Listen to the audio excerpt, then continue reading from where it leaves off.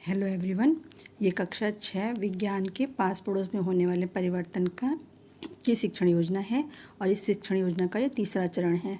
सबसे पहले देखते हैं कि इसके हमने लर्निंग आउटकम्स क्या क्या लिए हैं। इसका लर्निंग आउटकम्स हमने लिया है कि विद्यार्थी परिवर्तन के लिए ऊर्जा की आवश्यकता को समझ सकते हैं। प्रकरण आपको पता ही, पास पड़ोस में होने वाले परिवर्तन हो गए। सीखने सिखाने की सामग्री में इसमें हमें विद्यालय की घंटी, हथौड़ा, खुरपी, आलपिन, छड़ चुंबक और दीक्षा ऐप पर उपलब्ध सामग्री ली है।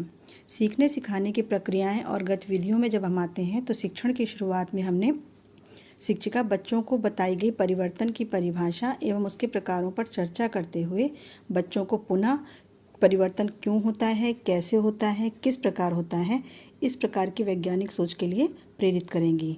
विद्यार्थी एवं शिक्षिका इस तरह के कुछ बिंदुओं पर चर्चा करेंगे। ये 5 मिनट चलेगा। ये चर्चा और प्रश्नोत्तर विधि द्वारा बच्चों के पूर्व ज्ञान एवं रचनात्मक सोच का आकलन शिक्षिका के द्वारा किया जाएगा। इसके पश्चात शिक्षण के दौरान सबसे पहले शिक्षिका ऊर्जा विषय पर कुछ प्रारंभिक चर्चा करते हुए बच्चों को बताएंगी कि किसी भी प्रकार के परिवर्तन के लिए कुछ न कुछ ऊर्जा की आवश्यकता होती है। यहाँ पे शिक्षिका ने आकलन के तरीके चर्चा द्वारा कर रखा है ताकि बच्चों को ऊर्जा की संकल्पना के बारे में कितना याद है, कितना पता है, ये पता चल सके। इसके पश्चात शिक्षिका कुछ उदाहरण देंगी कि जैसे साइकिल का पैडल चलाने पर यांत्रिक ऊर्जा के उपयोग से साइकिल गतिमान हो जाती है। इसी प्रकार जब हम स्प्रिंग को दोनों हाथों से पकड़कर खींचते हैं तो उसकी आकृति में परिवर्तन हो जाता है और ये एक ऐसा उदाहरण है जो बच्चे अक्सर पेन के साथ खेलते खेलते करते हैं। इन्हीं दोनों उदाहरणों को आगे समझाते हुए शिक्षिका बताएंगी कि सभी क्रियाओं में जो हमने अभी उदाहरण के तौर पर लिए हैं, साइकिल को पैडल से चलाने की या स्प्रिंग को खींचने की, इन सभी क्रियाओं में पेशीय ऊर्जा जो है वो यांत्रिक ऊर्जा में परिवर्तित हो रही है। अब शिक्षिका बच्चों को प्रयोगों के माध्यम से परिवर्तन के लिए ऊर्जा की आवश्यकता को समझाने का प्रयास करेंगी। इसमें बच्चों को एक कागज़ एवं हैंड लेंस लेकर मैदान में चलने को कहेंगी। वहां जाकर शिक्षिका बच्चों को हैंड लेंस सूर्य के प्रकाश के सामने रखने को कहेंगी। फिर दूसरे बच्चे से उसके नीचे कागज़ लाने का निर्देश देते हुए हैंड लेंस को ऊपर नीचे करके सूर्य की किरणों को कागज़ पर केंद्रित करने को कहेंगी। कुछ समय पश्चात कागज़ गर्म होकर जलने लगता है। शिक्षिका बच्चों को समझाएंगी यह परिवर्तन सौर ऊर्जा के कारण होता है।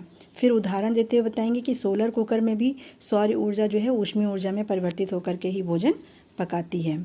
अगला प्रयोग करेंगे तो उसमें हम शिक्षिका बच्चों को एक कागज़ पर कुछ आलपिनें रखने को कहेंगी। फिर एक छड़ चुंबक की सहायता से उन आलपिनों को उठाने के पास ले जाने के लिए कहेंगी।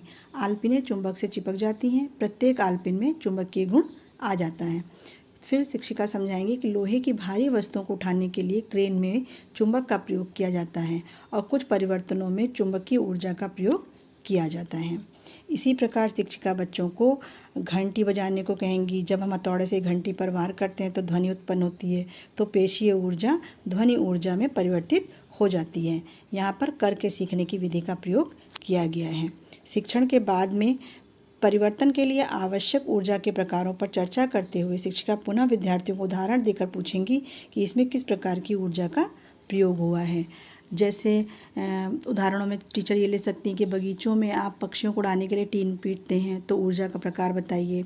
उदाहरण नंबर 2 में शिक्षिका द्वारा इस तरह के उदाहरण लिए जा सकते हैं कि विभिन्न प्रकार की धातुओं को आकार और आकृति देने के लिए उस पर आघात किया जाता है। जैसे लोहे को पीट कर खुरपी, हंसिया आदि बनाई जाती है, और तो इसमें किस प्रकार की ऊर्जा का उपयोग होता है। बच्चों द्वारा दिए गए प्रत्युत्तरों को श्याम पट्ट पर लिखेंगी। इसके पश्चात टीचर द्वारा गृह कार्य दिया जाएगा। अपने आसपास होने वाले परिवर्तन एवं उसके आवश्यक ऊर्जा के प्रकारों की तालिका बनाइए। शिक्षक की आगामी योजना। पुनः शिक्षण के दौरान बच्चों की क्षमताओं एवं कमजोरियों को ध्यान में रखते हुए आगे की शिक्षण योजना शिक्षिका द्वारा बनाई जाएगी। आइए श्याम पट्ट कार्य देख लेते हैं। श्याम पट्ट कार्य में शिक्षिका द्वारा परिवर्तन के लिए ऊर्जा की आवश्यकता होती है, ये बताया गया है।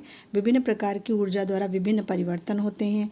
पेशीय ऊर्जा का यांत्रिक ऊर्जा में परिवर्तन, सौर ऊर्जा का ऊष्मीय ऊर्जा में परिवर्तन, ध्वनि ऊर्जा का उपयोग, चुंबकीय ऊर्जा का उपयोग, विद्युत ऊर्जा का उपयोग लेते हुए इनके उदाहरणों पर भी दृष्टि डाली गई है। इन सभी श्याम पट्ट कार्य को बच्चों द्वारा पुनः उतारने के लिए कहेंगी। धन्यवाद।